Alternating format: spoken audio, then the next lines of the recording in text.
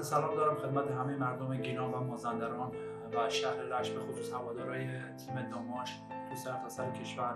امیدوارم که سال خیلی خوب و پیش رو داشته باشن و در کنار خانواده‌شون همیشه سلامت باشن و لباشون خندون باشه.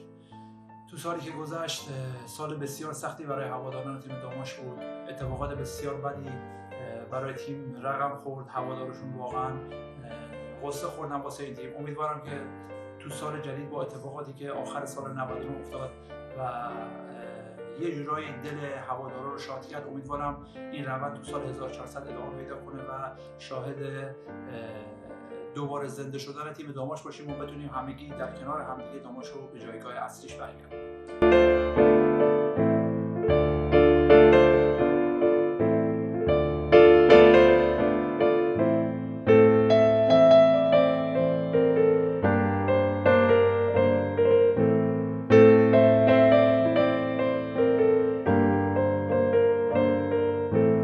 سلام عرض میکنم خدمت تمام هموطنان عزیز خودم.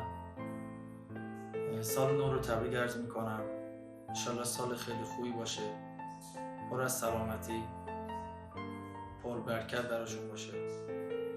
انشالله سال 1400 سالی پر از موفقیت برای هواداران تیم داماش باشه. انشالله که بتونیم با صعود به مرحله بالاتر دلشون رو شاد کنیم.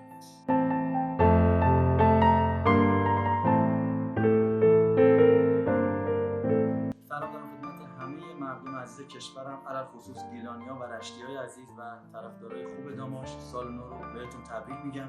امیدوارم سال خوبی داشته باشید. براتون تو این سال جدید بهترینا رو آرزو دارم. امیدوارم تو این سال سلامتی که بزرگترین نعمت رو همتون شامل حالتون بشه. سال گذشته تو سال 99 ما سال خوبی نداشتیم. آرزوم در سال 1400 اینه که بهترینا برای داماش اتفاق بیفته. با توجه به مشکلاتی که برای داماش تو سال 99 پیش اومد، تو سال جدید از خدا برای داماش، طرفداراش و مردم رشت و گیلان بهترینا رو آرزو می‌کنم.